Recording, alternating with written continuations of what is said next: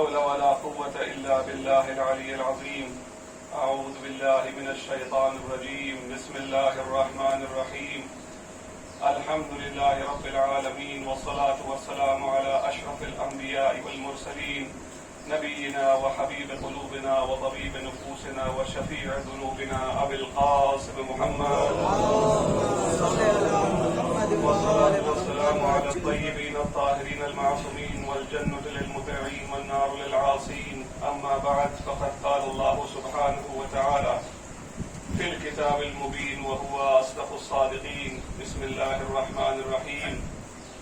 فأقم وجهك للدين حنيفا فطرة الله فطر الناس عليها لا تبديل لخلق الله ذلك الدين القيم ولكن أكثر الناس لا يعلمون. صلى الله اللهم صل على محمد وآل محمد وعجل. ارباب اعزاء، اس سے پہلے کہ میں تمہیدی جملات شروع کروں اس آیہ کریمہ کے ذیل میں، یہاں بیٹھے بیٹھے مجھے ایک حدیث رسول یاد آ گئی. قال رسول اللہ صلی اللہ علیہ وآلہ وسلم، فرماتے ہیں کہ کچھ گناہ ایسے ہوتے ہیں اس دنیا میں جس کی سزا قیامت کے دن تو ملتی ہی ہے، لیکن اس دنیا میں بھی ملتی ہے. کچھ ایسے گناہ ہیں جو خداوند عالم کو اتنے ناپسند ہے کہ وہ انتظار نہیں کر پاتا ان کو سزا دینے کے لیے. ان میں سے آج میرا موضوع نہیں ہے، لیکن میں تینوں بیان کر دوں کہ اس میں پہلا جو اس میں فرماتے ہیں وہ یہ گناہ ہے جو دوسروں کو پریشان کرتا ہے. جو شخص اپنی زندگی میں دوسروں کو پریشان کرتا ہے یقیناً اس دنیا میں بھی سزا پاتا ہے، اس دنیا میں بھی سزا پاتا ہے. اس لیے جو لوگ یہ سمجھتے ہیں کہ ہم اپنے پڑوسی کو اگر پریشان کریں گے تو اس کا حساب ہمیں نہیں دینا پڑے گا، وہ اس بات کو یاد رکھیں کہ سزا تو یہاں بھی ملے گی، سزا وہاں بھی ملے گی. دوسرا، جن لوگوں نے اپنے والدین کے اوپر ظلم کیا اس دنیا میں، وہ اس دنیا میں بھی سزا کے حقدار ہوں گے اور اس دنیا میں بھی سزا کے حقدار ہوں گے. اس پہ ایک تقریر الحمدللہ ایک بار ہو چکی ہے، تو اس پہ میں آگے زیادہ نہیں بتاؤں گا. جو تیسرا کیٹیگری ہے جس کے لیے میں نے اس حدیث مبارک کو بیان کیا آپ کے سامنے، وہ اس شخص کے لیے ہے جو شکر ادا نہیں کرتا، جو اپنے محسنوں کا شکر ادا نہیں کرتا. دیکھیں باوجہ، جب دنیا میں ایک انسان آپ کے سامنے ہے اور وہ آپ کی مدد کرتا ہے، وہ آپ کا محسن ہے، اور آپ اس کا شکر ادا نہیں کرتے، تو ایسا کیسے ہوگا کہ وہ خدا جس کو آپ دیکھ بھی نہیں پاتے آپ اس کا شکر ادا کریں گے؟ یہ ایک نیچرل انسٹنکٹ ہے کہ جو چیز سامنے ہے پہلے اس پہ تو عمل کریے. جب اسی پہ آپ عمل نہیں کر سکتے تو قیامت کے دن کیا ہوگا؟ اسی ذیل میں آپ کو بیان کروں، جب میری والدہ کووڈ-19 کے ایک بہت سیویئر انفیکشن سے پریشان تھی اور رات کے 10 بج رہے تھے اور ان کا آکسیجن سلنڈر ختم ہو چکا تھا اور میرے پاس اور کوئی راستہ نہیں تھا، اس وقت میں نے ڈاکٹر عباس رضوی صاحب کو فون کیا اور انہوں نے اس وقت میری والدہ کے لیے سلنڈر کا انتظام کیا. اس کے بعد 21 دن میری والدہ اس آکسیجن سلنڈر پہ رہی اور الحمدللہ آج وہ عمرے کی تیاری کر رہی. اور جب وہ بہتر ہوئی تو الحمدللہ ہمارے ڈاکٹر علی جعفر عابدی سر نے ان کی ویکسین کا انتظام کیا. وہ ویکسین جس کی وجہ سے وہ الحمدللہ اب اور صحت مند ہو گئی ہے اور اب عمرے کی تیاری کر رہی ہیں. پر باب اعزاء، جو شخص اپنے محسنوں کا شکر اس دنیا میں نہیں کرتا وہ یقیناً اس دنیا میں بھی سزا پائے گا اور اس دنیا میں بھی سزا پائے گا. نعرہ صلوات.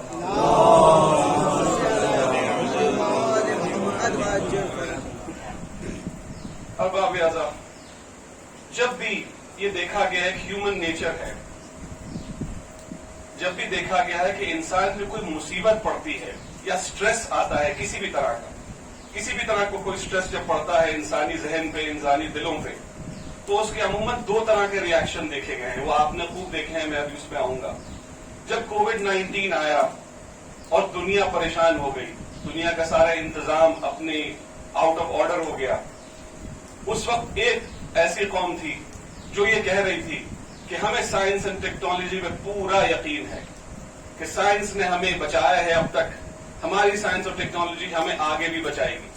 ہماری ٹریٹمنٹ پالیسی, ہماری ڈائگنوسٹک پالیسی, آگے جا کے ہماری ویکسین پالیسی اتنی پرفیکٹ ہے کہ ہمارا کچھ نہیں ہو پائے گا, کچھ نہیں ہوگا ہمیں, کیونکہ ہمیں یقین ہے اپنی ابیلٹیز کے اوپر, کیونکہ ہمیں یقین ہے کہ سائنس کے پاس ہر چیز کا جواب ہے. ایک یہ ایکسٹریم تھا, اور ایک دوسرا ایکسٹریم تھا جن کو آپ لوگ خوب یہاں دیکھا. انہوں نے یہ کہا کہ نہیں, یہ کچھ نہیں, نہ ماسک, نہ سوشل ڈسٹینسنگ, نہ بھرتی ہونا, نہ ٹیسٹ کرانا, نہ علاج کروانا, ہم تو صرف اللہ کے سہارے رہیں گے, بنا ماسک کے گھومیں گے, ہر کام کریں گے, ہر مجلس کریں گے, ہر نماز کریں گے, اور کوئی سائنٹیفک ایویڈنس فالو نہیں کریں گے. ایک ایکسٹریم یہ تھی. ایک اور مثال دوں آپ کو. اس وقت آپ جس طرح جانتے ہیں کہ اس وقت ہندوستان میں مسلمان کتنے پریشان ہیں.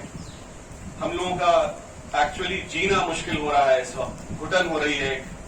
لیکن اس کے بھی ایک دو ریئیکشن, آپ کو دو پہلو نظر آئیں گے. ایک ایسا پہلو ہے جس میں لوگ کہتے ہیں اب یا ہمارے لیے کچھ بھی نہیں ہے, اب ہم سب کو یہ ملک چھوڑ کے بھاگ جانا چاہیے, اپنا سب کچھ لے کے بیچ باچ کے ہمیں یہاں سے چلا جانا چاہیے. ایک ریئیکشن یہ ہے لوگوں کا. دوسرا ریئیکشن یہ ہے کہ نہیں, ہم انہی کی پارٹی کو جوائن کر لیتے ہیں, اور انہی کے رنگ کے کپڑے پہنے, انہی رنگ کا امامہ پہنے, انہی کی پارٹی کو جوائن کر لیں. جس کو یہ حرام کہیں ہم اس کو حرام کہیں, جس کو یہ حلال کہیں ہم اس کو حلال کہیں. ایک ریئیکشن یہ ہے. اور اپنی بات کو واضح کرنے کے لیے میں اسلامک ہسٹری میں بھی واپس جا کے اپنے اس تمہید کو ختم کرتا ہوں. 10th سینچری میں جب اسلام پھیلا, اور جب گریس اور سیریا اور پرشیا اور اس طرح کی جو کنٹریز ہیں وہ اسلامی حکومت کے دائرے کے اندر آئے, تو اس سے یہ ہوا کہ جو گریشین تھاٹ تھا, جو ادھر کی فلاسفیز تھیں, وہ پھر مسلمانوں کے سامنے آئیں, اور مسلمان اس سے اتنا زیادہ انفلوئنس ہو گئے that it led to the development of a new school of thought. اس کو معتزلی اسکول آف تھاٹ کہا جاتا تھا. میں اس کی ڈیٹیلز میں نہیں جا رہا ہوں, بس اس کے ایک ایسپیکٹ کو میں یہاں ڈسکس کروں گا کہ معتزلی اسکول آف تھاٹ قضا اور قدر کے بارے میں کیا کہتا تھا. صرف میں اسی کی بات کروں گا, اور میں کسی ڈیٹیل میں نہیں جاؤں گا, اس کے زیادہ علماء کرام مجھ سے زیادہ جانتے ہیں. قضا اور قدر کا مطلب ہوتا ہے کہ کتنا انسان کی اپنی محنت ہوتی ہے اور کتنا اس کی قسمت ہوتی ہے. یہ سوال ہمیشہ انسان نے پوچھا ہے کہ ہم اگر اس دنیا میں ہیں اور ہم کوئی کام کرتے ہیں تو ایکچولی ہماری محنت اس میں کتنا شامل ہے اور ہماری قسمت اس میں کتنا شامل ہے. تو اس اسکول آف تھاٹ نے, جو معتزلی اسکول آف تھاٹ تھا, اس نے یہ کانسیپٹ دیا کہ قدر کا کانسیپٹ دیا. قدریہ کا مطلب ہے کہ ہر چیز فری فلو میں ہے, کہ خدا بند عالم کسی چیز کو کنٹرول نہیں کرتا, جو جیسی چل رہی ہے وہ ویسی چل رہی ہے. Free will is free like a flowing river, کہ کوئی چیز کنٹرول نہیں ہو رہی ہے. 30 سال تک یہ اسکول آف تھاٹ بغداد میں عباسی حکومت نے آگے بڑھایا. پھر اس کے اپوزیشن میں اشعری اسکول پیدا ہوا, جو اس کے مقابلے میں آ کے کھڑا ہو گیا. انہوں نے کانسیپٹ دیا قضاء و قدر کا, جبر, اس کو جبریہ کہتے ہیں. انہوں نے یہ کہا کہ جبر ہے کہ نہ آپ اچھا کام کرتے ہیں تو وہ بھی آپ کے ہاتھ میں نہیں ہے, آپ کوئی غلط کام کرتے ہیں تو وہ بھی آپ کے ہاتھ میں نہیں ہے. ہر چیز قدر ہے. اللہ نے ہر چیز کو, اگر خدا بند عالم چاہے تو مومن کو جہنم میں ڈال دے اور مشرک کو جنت میں ڈال دے. یہ جبر کا کانسیپٹ تھا. اب آپ دیکھیے یہ بھی دو ایکسٹریم. ایک قدر جس میں کہا جا رہا ہے کہ every thing is in free flow, ایک دوسرا جس میں کہا جا رہا ہے نو, ایوری تھنگ از کنٹرولڈ. اب آپ دیکھیے یہی ہوتا ہے جب دامن اہل بیت قوم چھوڑ دیا کرتی ہے. یہی سوال امام جعفر الصادق علیہ السلام کو پوچھا گیا, اور امام فرماتے ہیں, جب امام سے کہا گیا یا امام یہ تو بتائیے کہ انسان قدر میں بلیو کرے یا قضا میں بلیو کرے, اپنی محنت میں بلیو کرے یا صرف اللہ کی قسمت میں بلیو کرے. تو فرماتے ہیں الامر بین الامرین, جو اللہ کا راستہ ہے وہ بیچ کا راستہ ہے, وہ نہ تو قدر ہے نہ قضا ہے, وہ بیچ کا راستہ ہے. اور اس بات کو سمجھانے کے لیے پھر میں مدد لیتا ہوں امام علی ابن ابی طالب کی.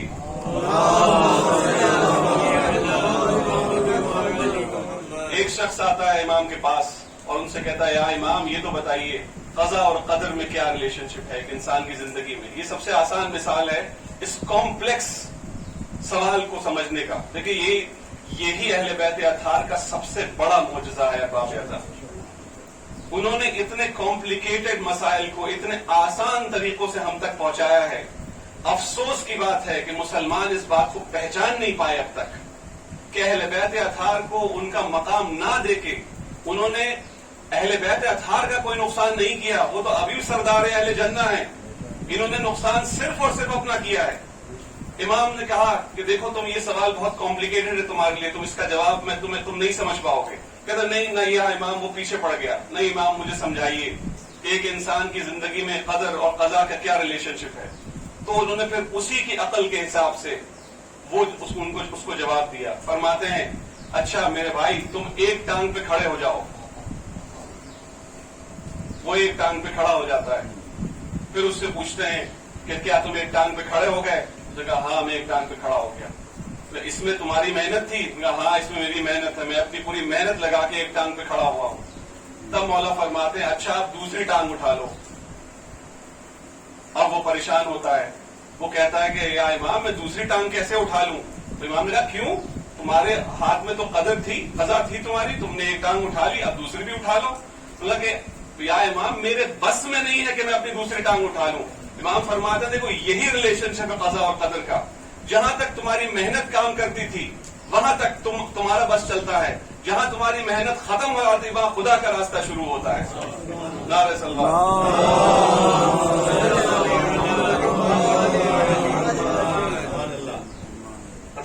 یہ اسی طرح کے مشکل مسائل صرف آج اویلیبل نہیں ہم سب کے لیے. یہ مسائل ہمیشہ رہے ہیں ان دا پاسٹ آلسو. آپ اس چیز کو سمجھنے کے لیے میں پھر ہسٹری کا آپ کو سہارا لوں.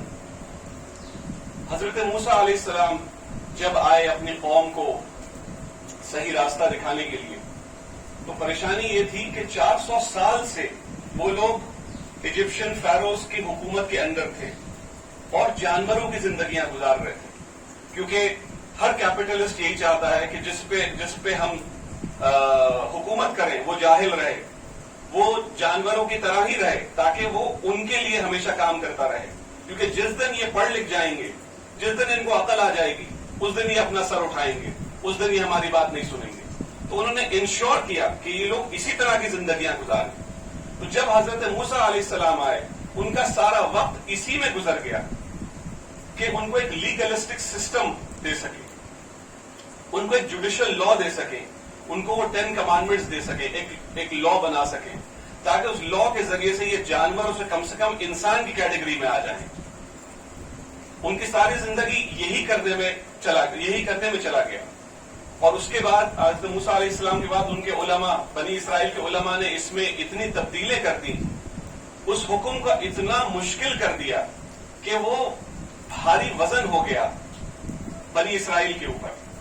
اسی لیے خداوند عالم نے حضرت عیسیٰ علیہ السلام کو بھیجا. حضرت عیسیٰ کتنا ناراض ہوتے ہیں بنی اسرائیل کے علماء کو دیکھ کے. بک آف میتھیو سرمن 23 میں آپ جا کے دیکھ لیجئے انہوں نے کیا کیا نہیں کہا ہے علماء بنی اسرائیل کو. اس میں وہ کہتے ہیں کہ تم لوگ منافقین ہو, جو حکم تم دوسروں پہ نافذ کرتے ہو وہ اپنے اوپر حلال کر لیتے ہو. انہوں نے کیا کیا, میں یہاں بھی ایک بات کہتا چلوں. وہ کیا کرتے تھے کہ انہوں نے سود, جو کہ ان کے یہاں بھی حرام تھا, انہوں نے بنی اسرائیل پہ تو سے سود لینا حرام کر دیا تھا, لیکن غیر بنی اسرائیل سے سود لینا جائز کر دیا تھا. تو وہ سود کا بزنس کرتے تھے لیکن غیر بنی اسرائیل سے, جبکہ خداوند عالم نے ان سے کہہ دیا تھا کہ سود لینا حرام. جب سود لینا حرام تو حرام.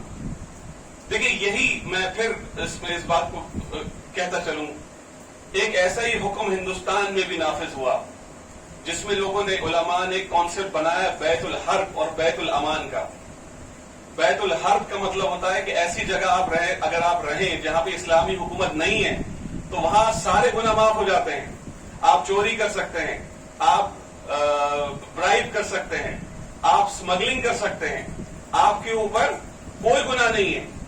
ایک بہت بڑا طبقہ ہمارے بھائیوں کا اس بات پہ یقین کرتا ہے کہ یہ بیت الحرب ہے, کیونکہ یہ بیت الحرب ہے اس لیے یہاں کچھ بھی کرنا جائز ہے. اب آپ ایسا یہی بالکل بات بنی اسرائیل کے علماء کر رہے تھے اس وقت. انہوں نے اپنے اوپر سود جائز کر لیا تھا غیر بنی اسرائیل کے لیے, اور بنی اسرائیل کے لیے حرام کر دیا تھا. حضرت عیسیٰ کیا فرماتے ہیں, تم منافقین ہو, تم ریاکار ہو, کیونکہ انہوں نے اپنے لباس اس طرح کے بنا دیے تھے جس لباس سے یہ تو پتہ چلتا تھا, وہ اس سے لگتا تھا کہ ہم کتنے بڑے مومن ہیں. وہ اپنے لباس اتنا زیادہ پوشیدہ اور اتنا زیادہ بڑے بڑے بارڈرز کے بنا لیتے تھے کہ اس سے لگتا تھا کہ یہ بہت پائس لوگ ہیں, بہت ہی مومن لوگ ہیں. آخر میں پریشان ہو کے پھر حضرت عیسیٰ کہتے تم چور ہو, کیونکہ جو حق تمہارے پاس آتا ہے وہ تم ادا نہیں کرتے ہو. تم جنت میں خود تو جا نہیں رہے ہو, جو لوگ ہیں تمہارے ان کو بھی جنت کے اندر نہیں جانے دے رہے ہو. تو کیا ہوا, حضرت عیسیٰ علیہ السلام جب آئے تو قوانین کی کمی نہیں تھی, قوانین بہت تھے, بلکہ اس وقت رومن امپائر کے انڈر آتا تھا اسرائیل. فلسطین اس وقت رومن امپائر کے انڈر آتا تھا. رومن امپائر کا جو قانون ہے وہ آج بھی بہت مشہور ہے. اس وقت بھی قوانین کی پریشانی نہیں تھی. تو حضرت عیسیٰ علیہ السلام کیا لے کے آئے, وہ روحانیت لے کے آئے, اسی لیے ان کو روح اللہ کہا جاتا ہے. وہ قوانین لے کے نہیں آئے, وہ روحانیت لے کے آئے. پر باوجود آپ یہ دیکھیے, ایک نبی ہے حضرت موسیٰ علیہ السلام جو صرف اور صرف شریعت لے کے آئے. ایک نبی ہے حضرت عیسیٰ علیہ السلام جو صرف روحانیت لے کے آئے. حضرت موسیٰ علیہ السلام کے پاس ٹائم نہیں تھا کہ روحانیت کی بات کرتے. حضرت عیسیٰ علیہ السلام کے پاس ٹائم نہیں تھا کہ سارے لاز پھر صحیح کرتے, اس لیے انہوں نے صرف روحانیت کی بات کی.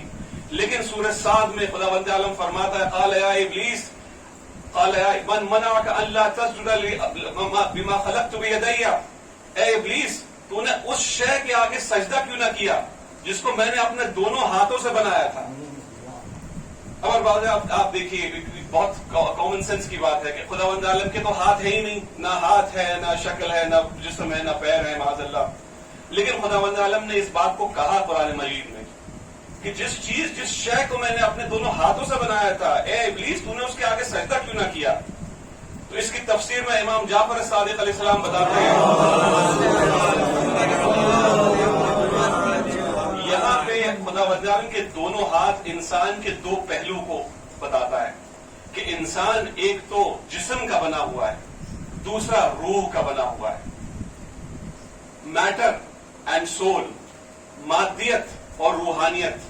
انسان تبھی مکمل ہوتا ہے جب اس کی مادیت اور اس کی روحانیت دونوں ساتھ چلتی ہے.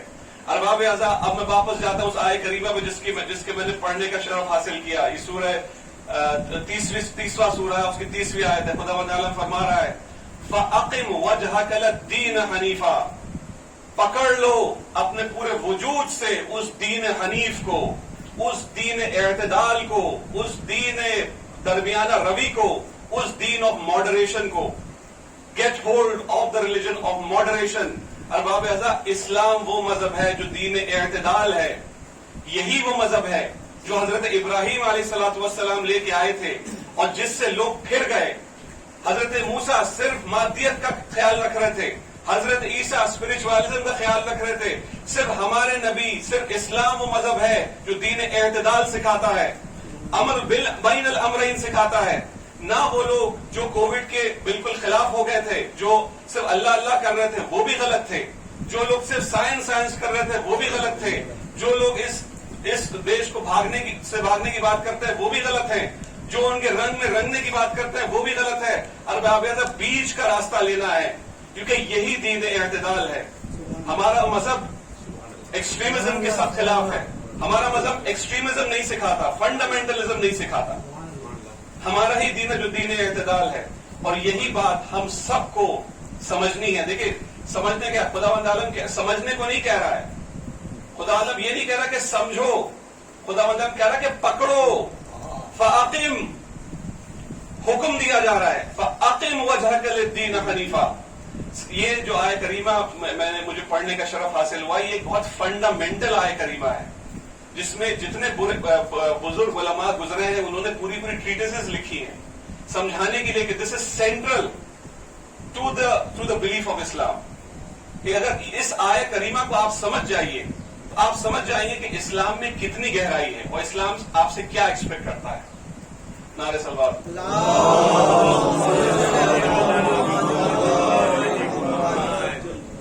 یہ آیت کریمہ ایکچولی ایک بہت پرانا کرسچن کانسیپٹ تھا جس کو ڈیفیٹ کرنے بھی آئی تھی. ایک پرانا کرسچن کانسیپٹ ہے جس کو دا اوریجنل سن کہا جاتا ہے. آپ کبھی انٹرنیٹ پہ یا اس پر آپ پڑھیے کہ دی اوریجنل سن یہ کہا گیا. سینٹ پال نے اپنے بک آف رومنز میں لکھا ہے اور سینٹ اگسٹین نے اس کو بہت آگے اس کی تبلیغ کی. انہوں نے یہ کہا کہ انسان آخر گناہ کیسے نہ کرے کیونکہ اس کی تربیت میں گناہ کرنا ہے, کیونکہ اس کے باپ دادا معاذ اللہ حضرت آدم علیہ السلام گنہگار تھے. اسی لیے اگر یہ گناہ کرتا ہے تو اس میں کیا خاص بات ہے, کیونکہ اس کی انہیریٹنس میں گناہ کرنا ہے, اس کے جینیٹک کوڈ میں گناہ کرنا لکھ دیا گیا ہے معاذ اللہ. پہلے تو میں اپنے چھوٹے بھائیوں کو کا کنفیوژن تھوڑا سا کلیئر کروں کہ وہ جس عمل کو کہتے ہیں وہ یہ ہے جس میں خداوند عالم نے فرمایا تھا کہ اے آدم اس پیڑ کے پاس مت جانا, لا تقربا هذه الشجرة, اس پیڑ کے پاس مت جانا. لیکن حضرت آدم گئے اور انہوں نے اس پھل سے لیا. تو آپ دیکھیے اس کو جو عام لوگ اس کو گناہ کہتے ہیں, لیکن دیکھیے یہ گناہ نہیں ہے, اس کو ترک اولا کہا جاتا ہے. ترک اولا کا مطلب ہوتا ہے not taking the ideal route for anything. مثال کے طور پہ اگر آیت اللہ خامنائی آ جائیں ہندوستان, اللہ ان کو حیات دے اور ان کا سایہ ہمارے سروں پہ برقرار رکھے, اگر وہ ہندوستان آ جائیں اور علی گڑھ میں ان کا دل کرے کہ میں دہی بڑا کھاؤں گا, بھائی ٹورسٹ ہیں, یہاں آئے ہیں, یہاں کی لذتیں چکھنا چاہتے ہیں, تو اس میں کوئی غلط بات نہیں ہے. پیسہ بھی انہی کا ہے, وہ اگر خرچ کرنا چاہیں تو بالکل خرچ کر سکتے ہیں. لیکن اگر آپ کو کہیں معاذ اللہ آیت اللہ خامنائی کسی نکڑ پہ کھڑے ہو کے, ٹھیلے پہ کھڑے ہو کے وہ کھاتے ہوئے نظر آ جائیں تو آپ کیا کہیں گے؟ آپ یہ تھوڑی کہیں گے کہ یار آپ گنہگار ہو گئے, یہ تھوڑی کہیں گے آپ نے گناہ کر لیا معاذ اللہ.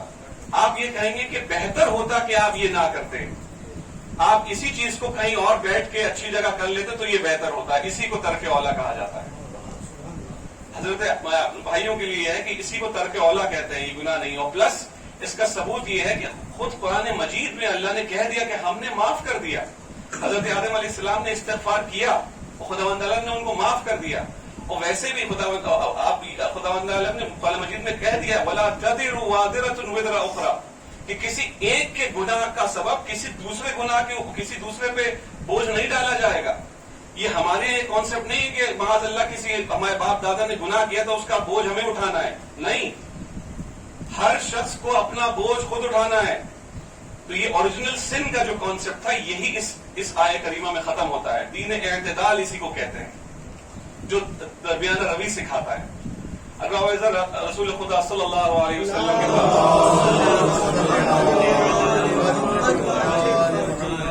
3 لوگ پہنچتے ہیں, 3 بدو عرب پہنچتے ہیں, اور اس میں سے تینوں وہ سوال کرتے ہیں کہ یا رسول اللہ یہ بتائیے کہ عبادت کیسے کرنی ہوتی ہے. تو رسول خدا نے ان کو سمجھایا کہ عبادت میں انہوں نے جو 5 پلرز آف اسلام ہے وہ سمجھایا, جو بیسکس آف اسلام ہے پورا سمجھایا کہ ایسے اور ایسے اور ایسے.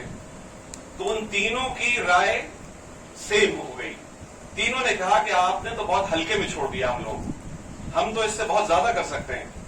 اس ایک والے نے کہا کہ اب میں عہد کرتا ہوں کہ اب سارے سال بھر نمازیں پڑھوں گا اور سوؤں گا نہیں, رات کے وقت بھی نمازیں پڑھوں گا. دوسرے نے عہد کیا کہ میں اب سارے سال روزے رکھوں گا اور کسی بھی دن میرا روزہ جو ہے وہ قضا نہیں ہوگا. تیسرے نے کہا میں شادی نہیں کروں گا کیونکہ شادی سے دماغ بھٹکتا ہے اور میں عبادت سے دور ہو جاؤں گا. آپ سے رسول خدا کیا فرماتے ہیں اس کے جواب میں؟ کہتے ہیں میں نماز بھی پڑھتا ہوں اور میں رات کو سوتا بھی ہوں, میں رمضان میں روزہ بھی رکھتا ہوں اور سال میں بھی روزے رکھتا ہوں, لیکن اللہ کی دی ہوئی لذتیں بھی چکھتا ہوں سارے سال میں. میں شادی بھی کرتا ہوں اور اپنی بیوی کے حقوق بھی پورا کرتا ہوں. اور میرے بندوں یہ سمجھ لو کہ جو میری سنت پہ نہ چلے وہ مجھ میں نہیں ہے, وہ مجھ میں سے نہیں ہے. یہ شدت پسندی اسلام کا حصہ نہیں ہے, یہ لوگوں نے اپنے اوپر ڈال لیا ہے اس کو. دیکھیے دونوں ایکسٹریم آپ کو سمجھنی پڑیں گی. ایک اور طرح کا ایکسٹریم ہے, ایک ہے ایکسٹریمزم جیسے کہ یہ مثال ہے کہ ضرورت سے زیادہ ہمارا آج دل کر رہا ہے صبح کی نماز ہم 4 رکعت پڑھ لیں کیونکہ ہم بہت ہمارا دل کر رہا ہے تو ہم 4 رکعت پڑھ لیں گے. ایک ایکسٹریم یہ ہے، اور ایک ایکسٹریم یہ ہے کہ صبح کی نماز قضا بھی ہو گئی تو افسوس نہیں ہو رہا ہمیں اور آپ کو. ایک ایکسٹریم یہ ہے. اپنے گناہ کو چھوٹا سمجھنا بھی گناہ کبیرہ کی فہرست میں ہے. بھائی یہ ہو سکتا ہے کہ آپ کی صبح کی نماز قضا ہو جائے کسی وجہ سے، لیکن اس قضا کو ادا کرنا واجب ہے آپ کے. ویسے تو قضا ہونی نہیں چاہیے، لیکن اگر ہو گئی ہے تو اس کے آپ کے دل میں اس کے لیے افسوس ہونا چاہیے کہ مجھ سے آج کچھ ہو گیا. اس میں بھی میں آپ کو اس پہ قصہ بتاؤں. امام جعفر صادق علیہ السلام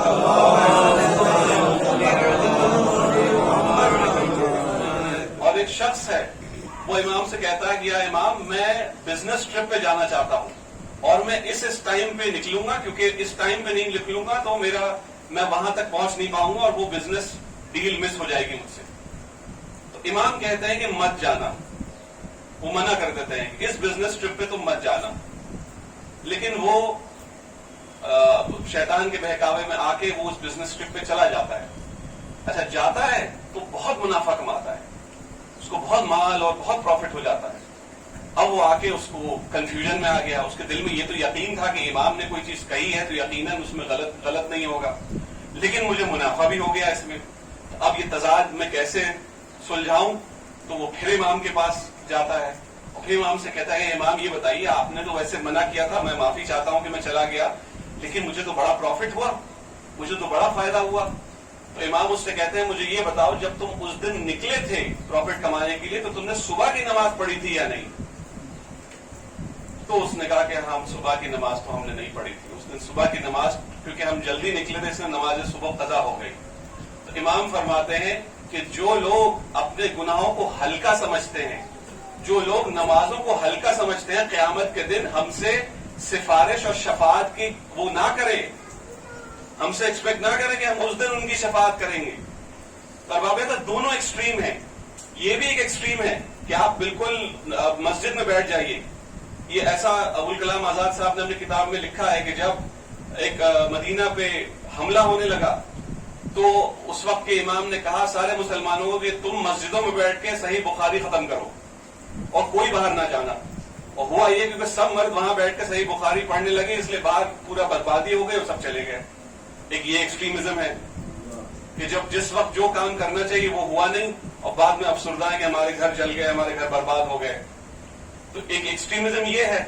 ایک ایکسٹریم یہ ہے کہ اپنے گناہوں کو ہلکا سمجھنا، اپنے گناہوں پہ افسوس نہ جتانا، کیونکہ جب افسوس نہیں ہوگا ارباب اعضاء تو پھر اس کو ریپیٹ کرنے کی گنجائش بڑھ جاتی ہے اور پھر اس پہ معافی مانگنے کا تصور پہ ختم ہو جاتا ہے.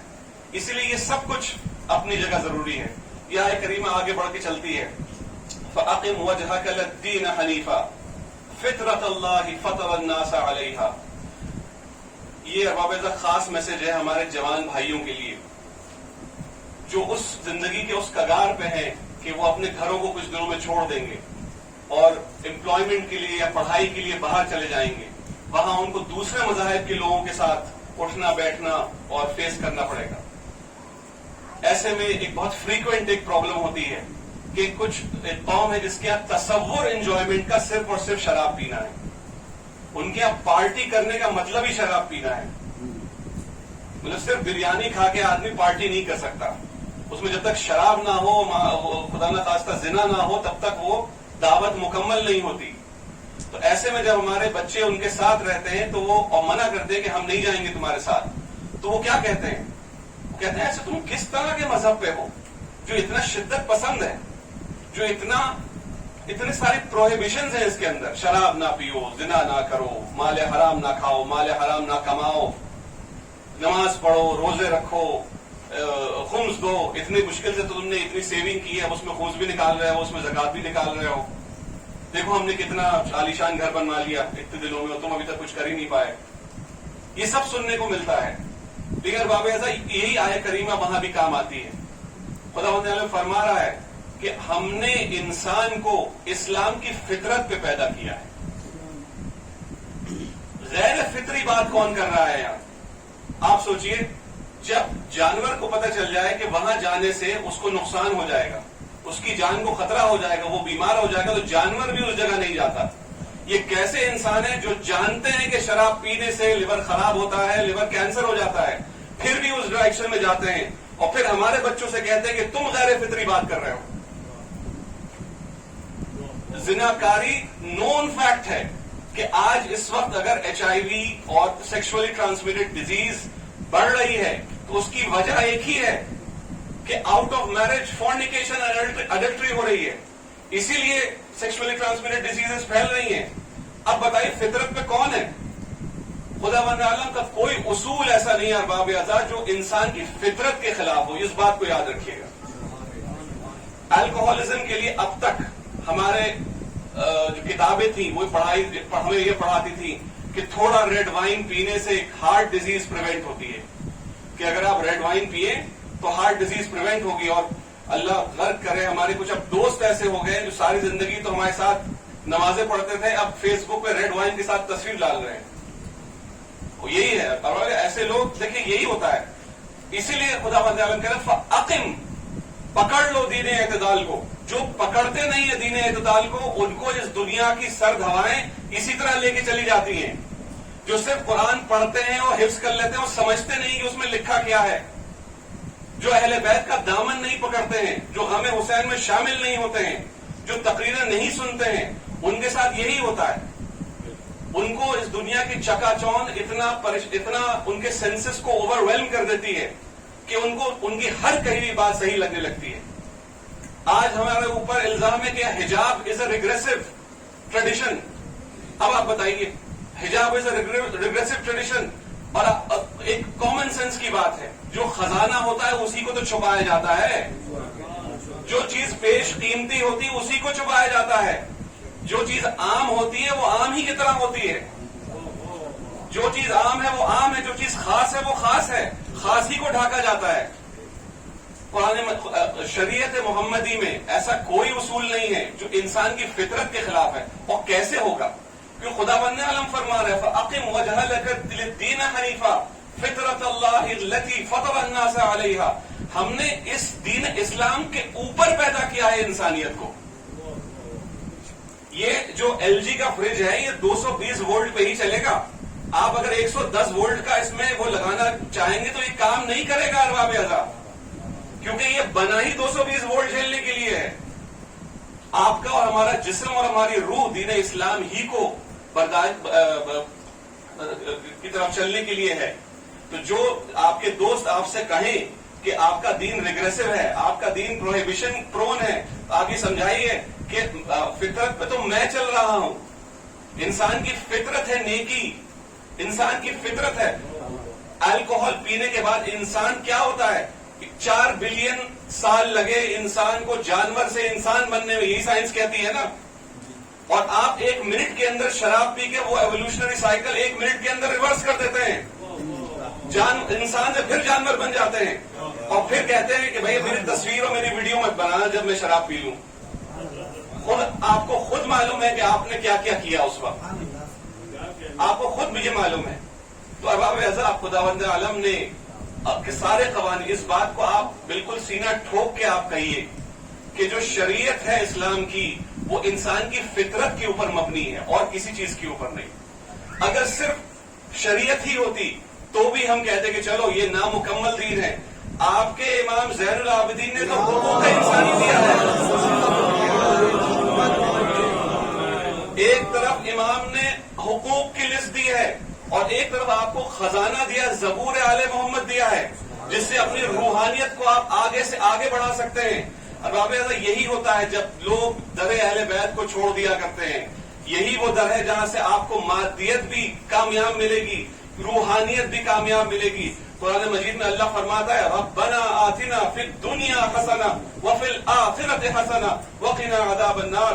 صرف جنت کی دعا نہیں مانگنے کو کہا گیا ہے, کہا ہے کہ اس دنیا میں بھی ہمیں اچھائی دے دے اے پروردگار, آخرت میں بھی ہمیں اچھائی دے دے اور ہمیں جہنم کی آگ سے بچا لے. یہ ہے دین اعتدال, یہ ہے دین حنیف, یہی دین ہے جس کے اوپر ہر انسان کو رہنا ہے. اس لیے خداوند عالم نے فرمایا ان الدین عند اللہ الاسلام, اللہ کے نزدیک اگر کوئی دین ہے تو وہ دین اسلام ہے. اس دین اسلام کے علاوہ ہم کوئی دین ایکسپٹ نہیں کریں گے، کیونکہ یہی وہ دین ہے جو اعتدال سکھاتا ہے. نعرہ صلوات.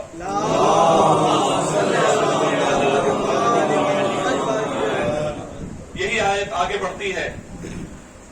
لوگ یہی جو دوست ہیں آپ کے پھر ہی آپ سے ایک بات کہیں گے کہ میرے بھائی یہ تو اسلام ایک بڑا پرانا مذہب ہے، 1400 اب تو 1444 چل رہا ہے، اب 1400 سال کے اوپر ہو گیا اس مذہب کو آئے ہوئے، پرانی گزشتہ باتیں ہیں. اب تم کہاں اس ماڈرن زمانے میں، سائنس اینڈ ٹیکنالوجی کے زمانے میں تم یہ سب باتیں کر رہے ہو؟ آخر کیوں یہ سب باتیں کر رہے ہو؟ اور دیکھیے میں اس کو آپ کو لاجک بتاؤں. اس میں جو میں اب آپ کو بتانے جا رہا ہوں یہ کنسپیریسی تھیوری نہیں ہے، دس از اے فیکٹ. یہ ہو رہا ہے اور دس از دی یہی آئیڈیا ہے. اور جو ہمیں جو پیشن گوئیاں بتائی گئی ہیں دجال کے آنے کی اور قیامت کے آنے کی، قیامت کی پہچان، یہ انہی میں سے پہچانے ہیں. ایک پروفیسر ہے، پروفیسر نوآ ہراری، جو ٹیل اویو یونیورسٹی میں پروفیسر آف ہسٹری ہے. اس نے کیمبرج یونیورسٹی سے پڑھا ہے اور اس نے 3 کتابیں لکھی ہیں. ایک ہے سیپینز، ایک دوسری کتاب کا نام ہے ہومو ڈیس، اور تیسرے ہے lessons from the 21st century. واقعی پڑھنے لائق کتاب ہے. کیوں؟ اسی لیے کیونکہ اس شخص سے باقاعدہ گورنمنٹس بات کرتی ہیں ٹو میک پالیسی ڈیسیژنز.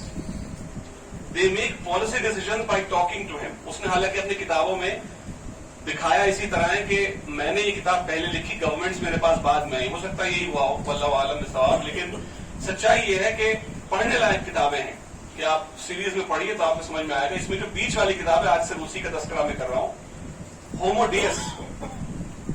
آپ نے نام جو ہیومن سپیسیز ہے اس کا نام ہومو سیپینز ہے.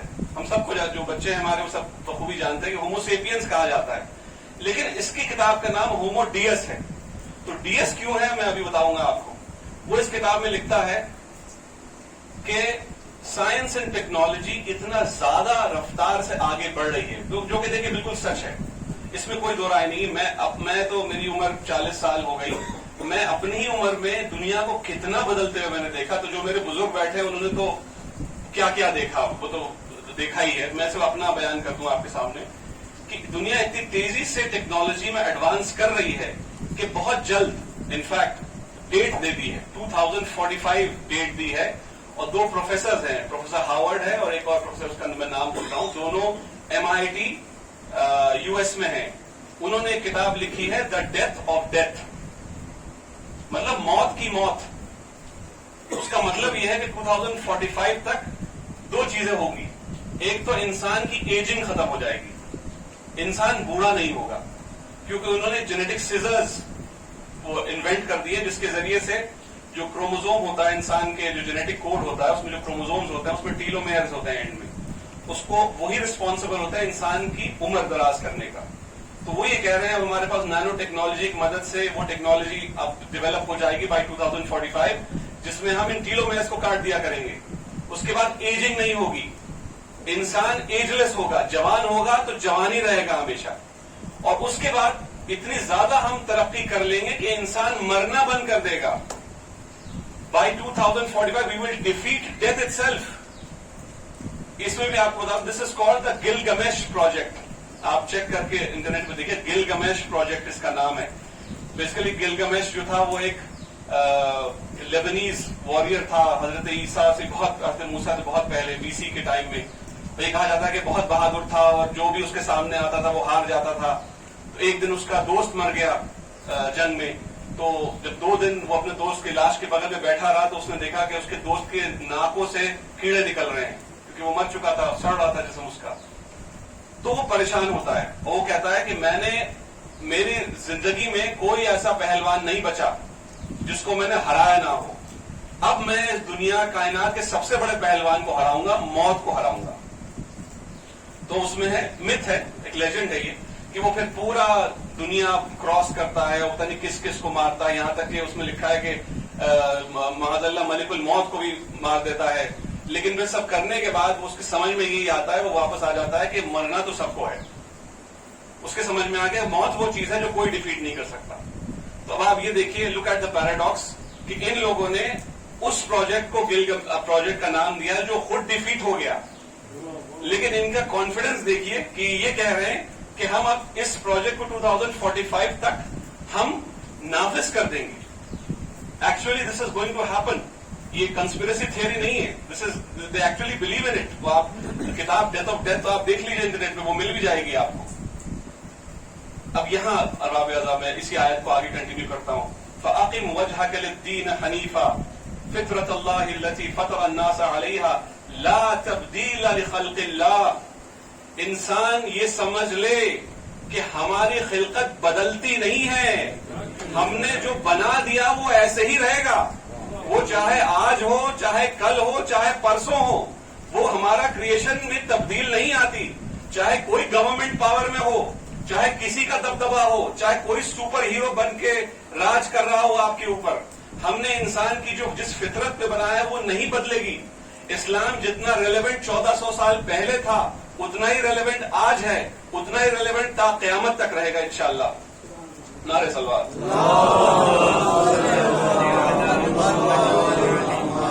خدا بند عالم نے جب کہہ دیا کل نفس ذائقۃ الموت, اب میں ان سے سوال پوچھوں. حراری صاحب ذرا یہ تو آپ بتا دیجئے کہ یہ تو آپ نے بیان دیا تھا کووڈ سے پہلے, اب تو کووڈ آ گیا, اب بتا دیجئے کووڈ نے کیا کر لیا آپ کی سائنس ٹیکنالوجی نے اکیلے؟ آپ نے اپنے بھائی بہنوں کو نہیں بچا پایا. آپ کے پاس جتنی پالیسی تھی, جتنی دوائیں تھیں, جتنا سب کچھ آپ نے انتظام کیا تھا, اس میں بھی 100% آپ نہیں دے پائے. 100% تو بہت دور کی بات ہے ارباب اعضاء, 90s میں نہیں پہنچ پائے آپ. کہنے کے لیے ہم نے سب کو بچا لیا, کیونکہ ارباب اعضاء یہ بھی ایک فارم آف ایکسٹریمزم تھی, یہ بھی ایک ایکسٹریمزم ہے. اور اسی کتاب میں پھر آگے لکھتا ہے, وہ یہ کہتا ہے کہ کیونکہ ہم ایجنگ کو ڈیفیٹ کر دیں گے اور ہم موت کو ڈیفیٹ کر دیں گے, تو بتائیے وہ کون کیا ہوتا ہے جو کبھی ایج نہیں کرتا, جس کی عمر نہیں دراز ہوتی اور جو کبھی مرتا نہیں ہے. یہ کس کی صفت ہے؟ یہ معاذ اللہ خداوند عالم کی صفت ہے. تو وہ کہہ رہا ہے کہ ہم ہومو سیپین سے ہومو ڈیس بن جائیں گے. ڈیس لفظ آتا ہے ڈیٹی سے, بھگوان. تو اب ہم بھگوان ہو جائیں گے معاذ اللہ. 2045 کے بعد ہم سب بھگوان ہو جائیں گے. یہ غرور, اور دیکھیں یہ غرور کوئی نئی چیز نہیں ہے. آپ سورہ یوسف میں دیکھیے, فرعون کہتا ہے اپنے سپہ سالار سے کہ جاؤ اور ایک ایسا ٹاور بناؤ جس کے اوپر میں کھڑے ہو کے موسیٰ کے اللہ سے کلام کروں گا. دیکھیے وہ بے وقوف نہیں تھا. آپ پلیز سمجھیے, اس وقت Egypt was at its technological height. بھئی ان کے جو بنائے ہوئے پیرامڈز ہیں وہ آج تک زندہ ہیں. تو ظاہر سی بات اس وقت کے, آج بھی سائنٹسٹ نہیں سمجھ پاتے کہ اس وقت اتنے وشال پیرامڈز کیسے بنا دیے گئے. تو اب آپ سمجھیے کہ وہ مذاق نہیں کر رہا تھا, وہ یا وہ جہالت نہیں دکھا رہا تھا اپنی. اس کو اتنا غرور ہو گیا تھا اپنی نالج کے اوپر, اپنی نالج اور اپنی سائنس اینڈ ٹیکنالوجی میں اتنا غرور ہو گیا تھا کہ وہ کہہ رہا تھا کہ میرا لیے ایسا ٹاور بناؤ جس پہ کھڑے ہو کے معاذ اللہ میں اللہ موسیٰ کے رب سے کلام کروں گا. کہ موسیٰ سے تو بات کر لی میں نے, اب اس کے رب سے کلام کرنا ہے مجھے. یہ ویسے ہی باتیں ہیں. اور خداوند عالم فرما رہا ہے لا تبدیل لخلق اللہ, ہم نے جیسا تمہیں بنایا ہے تم اسی فطرت پہ رہو گے. چاہے تم کچھ بھی اچیو کر لو, بندے ہو بندے ہی رہو گے. ہم نے جب کہہ دیا کہ ہر شے موت کا مزہ چکھے گی تو یقیناً ہر شے موت کا مزہ چکھے گی. نعرہ صلوات.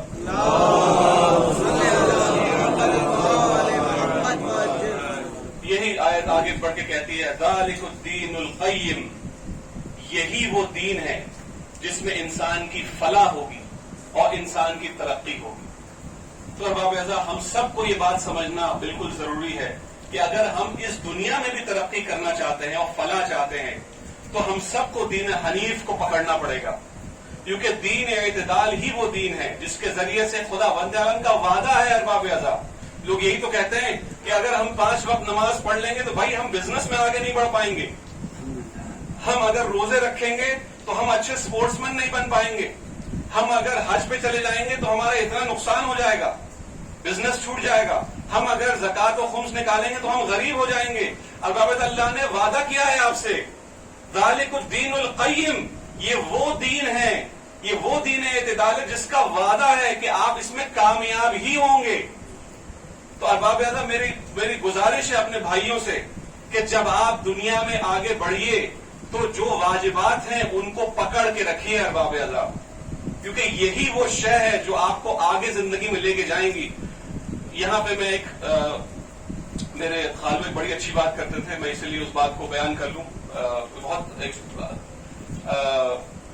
مولانا انجینئر خادم حسین صاحب میرے خالو ہوا کرتے تھے, اللہ ان کو جنت نصیب کرے.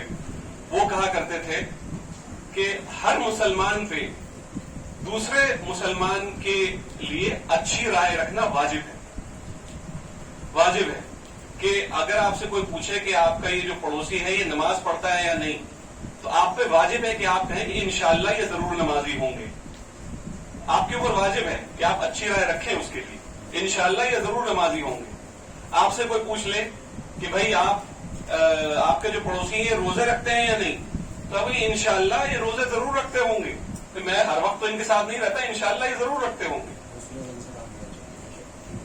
لیکن اب یہ بتائیے, ایک عمل جو ہم جوان لوگوں کے لیے جس کے لیے شریعت نے کہا ہے کہ داڑھی شیو کرنا حرام ہے. میرے جوان بھائیوں, یہ صرف آپ کے لیے ہے میسج. اس وقت آپ دنیا میں جا رہے ہیں آگے, آپ کے لیے میسج ہے. جس طرح ہماری بہنوں کے لیے حجاب واجب ہے, اس طرح آپ کا داڑھی رکھنا واجب ہے آپ کے لیے. آپ اگر دین اسلام پہ نہیں چلیں گے اور اس بات سے ڈریں گے کہ ہماری داڑھی رکھنے سے ہمیں کہیں نقصان ہو جائے گا, تو ارباب عذاب پھر آپ دین اعتدال پہ نہیں چل رہے ہیں. من مانا مذہب پہ چلنے کی اجازت نہیں ہے. اللہ کا جو دیا ہوا حکم ہے اسی پہ چلنا ہے ہم سب کو.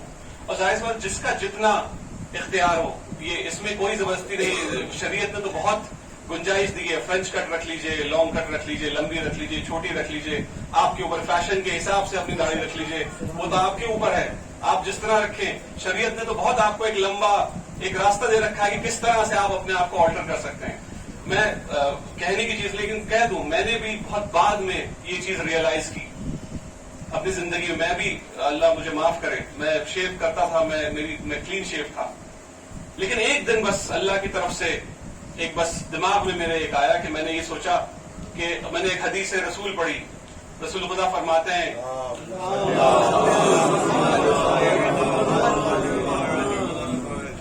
کہ قربانی کیا چیز ہے.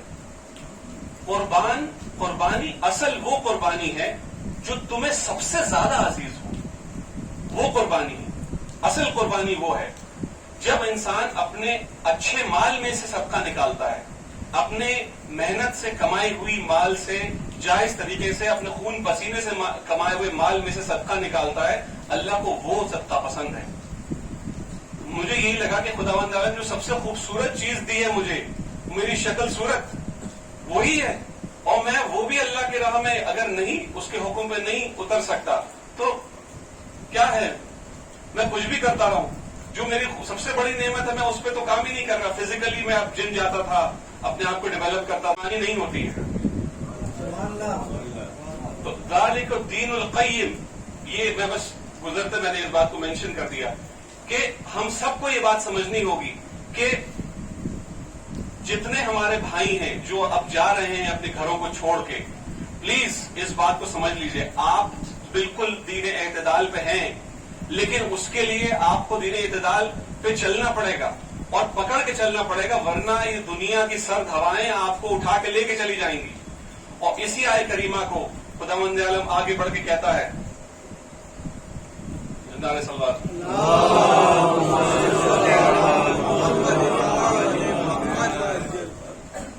یہ آیت ختم ہوتی ہے فَأَقِمْ وَجْهَكَ لِلدِّينِ حَنِيفًا فِطْرَةَ اللَّهِ الَّتِي فَطَرَ النَّاسَ عَلَيْهَا لَا تَبْدِيلَ لِخَلْقِ اللَّهِ ذَلِكَ الدِّينُ الْقَيِّمُ لَكِنَّ أَكْثَرَ النَّاسِ لَا يَعْلَمُونَ. لیکن ناس میں اکثر و بیشتر لوگوں کو یہ بات نہیں معلوم. اکثر و بیشتر کو یہ بات نہیں معلوم ہے کہ یہ دین اعتدال ہے. اس کا مطلب کیا ہے باب ایسا؟ اس کا مطلب یہ ہے آپ پہ اور ہم پہ عمل بالمعروف اور نہی عن المنکر بھی کرنا واجب ہے. اس کا مطلب یہی ہے اچھائی کی طرف دعوت دینا بھی ہمارا کام ہے, برائی سے روکنا بھی ہمارا کام ہے. اور یہ کام صرف علماء کا نہیں ہے ارباب اعضاء, یہ کام ہر شخص کا ہے. جو بزرگ ہیں ان کا تو ہے ہی، ان کا حق بھی ہے کہ وہ ہمیں ٹوکیں، لیکن جو جوان ہیں وہ بھی ایک دوسرے کو کریکٹ کریں. جب وہ یہ دیکھیں کہ ہمارا بھائی جو ہے وہ نماز نہیں پڑھ رہا ہے تو اس کو ٹوکیں. جب وہ دیکھ رہے ہیں ہمارا بھائی روزے نہیں رکھ رہا ہے تو اس کو ٹوکیں. اس کو اچھا دیکھیں، اس کا بھی ایک طریقہ ہوتا ہے. کسی مومن کا دل دکھانا بالکل حرام بات ہے ارباب عطا. یہ بھی میں یہاں حدیث بیان کر دوں. امام جعفر صادق علیہ السلام فرماتے ہیں کہ جس شخص نے ایک مومن کا دل دکھایا، اس کا مطلب یہ ہے کہ اس نے خداوند عالم کے خلاف اعلان جنگ کر دیا. اب آپ سوچئے، کسی کے عقل کو آپ دیکھیے کہ وہ خداوند عالم کی ذات کے خلاف اعلان جنگ کرتے ہیں. اب آپ سوچئے کیا سنگین جرم ہے. اس کی عقل کو دیکھیے، اس نے اور کوئی چھوٹا دشمن نہیں ملا تھا اس کو. اس نے کس کو دشمن بنا لیا اپنا، کس کے خلاف دشمنی لے لی. اسی لیے ہمیں اس بات کا خیال رکھنا ہے باب اعظم. اور جب یہ مکمل جب آپ تبلیغ میں باہر نکلے، اس پہ بھی دیکھیے امام جعفر صادق علیہ السلام فرماتے ہیں، ان سے پوچھا گیا کہ اسلام کی تبلیغ کیسے کریں. آپ دیکھ ہی رہے اپنے سامنے لوگ کس کس طرح تبلیغ کرتے ہیں. اللہ ان کی تبلیغوں کو قبول فرمائے. لیکن امام کیا فرماتا ہے؟ امام فرماتے ہیں کہ تبلیغ ایسے کرو بنا اپنے منہ سے ایک لفظ نکالے ہوئے. اب آپ سوچئے یہ کیسے ہو سکتا ہے؟ در اہل بیت سے ارباب اعضاء ایسے ہی ہیرے جواہرات ملتے ہیں، ایسے ہی ہیرے جواہرات ملتے ہیں. یہ ہیرے جواہرات آپ کو اور کہیں نہیں ملیں گے. اسی لیے ہم سب کو فخر کرنا چاہیے اس بات پہ کہ ہم جتنے بھی گناہگار صحیح بھی خداوند عالم نے ہمیں راستہ تو صحیح دیا، کم سے کم ہم صحیح در پہ تو کھڑے ہیں. امام فرماتے ہیں کہ بنا اپنے منہ سے ایک لفظ نکالے ہوئے اسلام کی تبلیغ کرو. تو کیسے ہوگا ارباب اعضاء؟ ہمارے اور آپ کے عمل سے ہوگا. دنیا جب دیکھے گی کہ آپ جب نماز پڑھتے ہیں، اس کے بعد نماز پڑھنے کے بعد آپ کے دل میں بندگی پیدا ہوتی ہے، اس بندگی سے آپ کے دل میں انکساری پیدا ہوتی ہے، جس سے آپ لوگوں کے ساتھ اچھا عمل کرتے ہیں. ارباب اعضاء، یہی ہے عمل بین الامرین، یہی ہے دین اعتدال، جس میں مادیت بھی ہے، جس میں روحانیت بھی ہے. دنیا دیکھے جب آپ روزے رکھتے ہیں تو یہ فاقہ ہو سکتا ہے اگر مادیت کو صرف آپ سپورٹ کریں گے، لیکن اگر اس روزے سے آپ کے اندر صبر پیدا ہو جائے کہ آپ دنیا کی مشکلوں کو جھیل جائے، تو ارباب اعضاء یہ روحانیت ہے. آپ کا اگر حج پہ آپ جائیں تو ارباب اعظم یہ ٹورزم ہو سکتا ہے. اگر آپ کے دل میں وہ شوق نہ پیدا ہو جائے خداوند عالم سے ملنے کا، وہ زیارت کا شوق نہ ہو کہ اپنے امام کے بتائے ہوئے راستے پہ چلنے کا اگر شوق پیدا نہ ہوا آپ کے دل میں، تو روحانیت حاصل نہیں ہو سکتی، دین اعتدال حاصل نہیں ہو سکتا. ہم اور آپ اگر صدقہ، خیرات، زکات، خمس دے رہے ہیں دنیا کو دکھانے کے لیے، تو ارباب اعضاء یہ شو آف ہو سکتا ہے. اس میں مادیت تو سیٹسفائی ہو جائے گی لیکن روحانیت نہیں ہوگی، کیونکہ اس کا مطلب یہ ہے کہ ایک مسلمان کے لیے پریشان ہونا، اس کی مدد کرنا. تو ارباب اعضاء یہ دین اعتدال ہے، یہی ہے دین حنیف. دنیا کو لگ رہا ہوگا کہ تم اگینسٹ دا ٹائڈ چل رہے ہو، تم اگر شراب پینے نہیں جا رہے ہو تو یہ تم اگینسٹ دا ٹائڈ چل رہے ہو. لیکن خداوند عالم نے کہا کہ یہی دین حنیف ہے، مجھے یہی پسند ہے کہ تم اگینسٹ دا ٹائڈ چل کے دکھاؤ، جدھر پانی بہ رہا ہو اس کے الٹا چل کے دکھاؤ. یہی دین حنیف ہے، یہی دین اعتدال ہے. نعرے صلوات.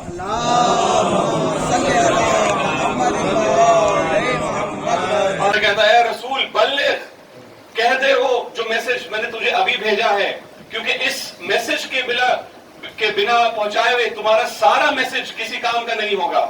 اور پھر امام غدیر خم پہ کھڑے ہو کے رسول خدا اٹھاتے ہیں، من کنت مولاہ فہذا علی مولاہ.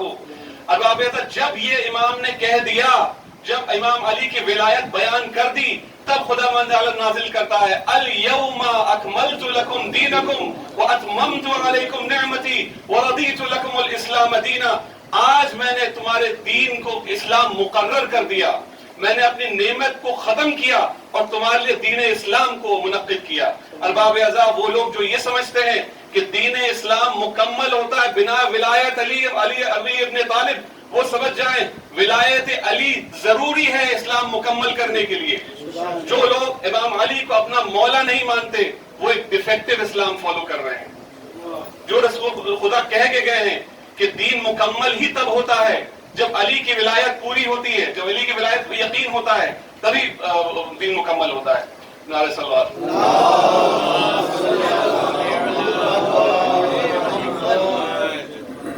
अरबाब करम, यही आयत दीन क़य्यिम कुरान मजीद में सूरह बारात में भी इस्तेमाल किया गया है। वहां पे खुदाबंद आलम फरमा रहा है कि हमने जब से जमीन व आसमान को खल्क किया, हमने 12 महीने बनाए एक साल में 12 महीने होते हैं, और इस 12 महीने में 4 वो महीने हैं जिसमें लड़ना हराम है। उस आयत करीमा में बिल्कुल साफ साफ लिखा हुआ है कि मुशरिकीन के खिलाफ लड़ना हराम है। ये जो 4 महीने, इसमें मुशरिकीन के खिलाफ लड़ना मना है। मतलब उसमें किसी पे हमला करना मना है, तो मुशरिकीन के लिए कहा गया है। लेकिन अरबाब करम, अफसोस, वही कुरान पढ़ने वाले मुसलमान, वही मुसलमान जो कुरान करीम की तिलावत करते थे, जो उसकी तफसीर बयान करते थे, उन्होंने इसी महीने के अंदर खुदावंद आलम के बताए हुए रास्ते के नफी कर दी। उस दीन एतदाल जो नबी अकरम ने दिखाया था, अपने अहले बैत की खास जगह बताई थी, मौला अली को मौला बताया था, 12 इमाम की हदीस बयान की थी, वो उन्हीं के ऊपर हमारे मुसलमानों ने, कलमा पढ़ने वाले मुसलमानों पे जंग की। आज 8वीं मुहर्रम में अरबाब अज़ा, आप इतने दिनों से सबके मसाहिब सुन रहे हैं, लेकिन मुझे मालूम है अरबाब अज़ा कि हर दिल, हर एक अहले बैत को चाहने वाला दिल 8वीं मुहर्रम के मसाहिब का जरूर इंतजार करता है अरबाब अज़ा, क्योंकि हजरत अब्बास की जो पर्सनालिटी है वो एक ऐसी है जो हर वक्त में हर कौम को ताकत देती है। उनका अलम देख के ऐसा दिल में इत्मीनान हो जाता है हर शख्स के। उनकी, आप सोचिए अरबाब अज़ा, आज आप जनाब अब्बास के अलम देख के आपका दिल को कितना इत्मीनान होता है। अरबाब अज़ा सोचिए, जब हजरत अब्बास घोड़े पे सवार होते होंगे और उनके पैर जमीन को छूते होंगे, जनाब ज़ैनब कितना फख्र करती होंगी, इमाम हुसैन कितना मजबूत महसूस करते होंगे, जनाब अली अकबर को लगता होगा कि जब तक चचा अब्बास हमारे साथ है किसी के मजाल नहीं है जो हमारे ऊपर कुछ कर सके। जनाब सकीना को यकीन था कि कुछ भी हो जाए हजरत अब्बास पानी जरूर लेके आएंगे, लेकिन अरबाब अज़ा क्या होता है, आज 8वीं मुहर्रम में अरबाब अज़ा पानी बंद हो चुका है। अहले बैत मोहम्मद पे भूखे और प्यासे थके हुए एक एक शहीद को अपने बाद खेमे में लाते हुए इमाम परेशान है। उसके बाद हज़रत अब्बास आते हैं इमाम के हुजूर में, उनसे कहते हैं, मौला मुझे जंग की इजाजत दीजिए, मुझे इज़्न विदा दीजिए। तो मौला क्या कहते हैं, अब्बास तुम्हें मैं कैसे जंग की इजाजत दे दूं, तुम तो मेरे फौज की अलमबरदार हो। तो फरमाते हैं, मेरे आका, अब वो फौज कहाँ रही जिसका मैं अलमबरदार हूँ, अब वो फौज न रही। उसके बाद बच्चों के रोने की आवाज आती है, अलदश अलदश अलदश। इमाम फरमाते हैं, अब्बास जंग पे जाने से पहले सकीना का मशकीज़ा ले जाओ, जरा पानी का इंतजाम कर दो। और हज़रत अब्बास निकलते हैं अपने मशकीज़े को लेके, अपने अलम को लेके जंग नहर फुरात की तरफ घोड़ा दौड़ाते हैं। कहा जाता है कि 4000 अशकिया उसको अपने जिम्मे में लिए हुए थे, और इमाम आगे बढ़ते हैं और एक जंग करते हैं। अपने पहले हमले में दरिया पहुंचते पहुंचते 80 लोगों को फिन्नार करते हैं। उसके बाद पानी भरते हैं अपने मशकीज़े में। अरबाब अज़ा, मुझे तो ऐसा लगता है उनके दिल में एक ही तमन्ना रही होगी कि मैंने जो सकीना से वादा किया है मैं उस वादे को पूरा करूं। उस पानी को भरते हैं और लौट के वापस आते हैं कि एक शकी ने उनका सबसे पहले उनका बायां हाथ कलम किया। इमाम कहते हैं कि ये मेरे मुझे पीछे नहीं छोड़ेगा। उसके बाद इमाम अपने दाएं हाथ से उस मशकीज़े को पकड़ लेते हैं और फिर जिहाद करते हैं, यहाँ तक कि उनका दूसरा हाथ भी कलम हो जाता है। तो वो मशकीज़े को अपने दांतों से पकड़ लेते हैं। अभी भी उनके दिल में ये तमन्ना होगी अरबाब अज़ा कि मैं पहुंचा दूंगा इस मशकीज़े को पानी खैमे हुसैनी तक। लेकिन जब उस मशकीज़े में तीर लगता है अरबाब अज़ा और उसमें से पानी रह जाता है, दरअसल ये तीर उस मशकीज़े में नहीं अब्बास के दिल में लगा होगा। अब्बास का दिल टूट गया होगा कि मैंने जो सकीना से वादा किया है, अफसोस कि मैं इसको नहीं पूरा कर सका।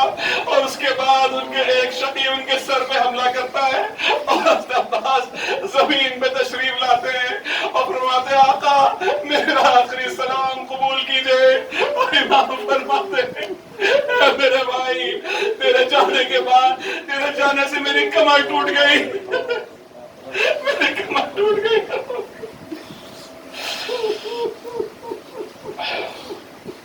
لعنت اللہ علی القوم الظالمین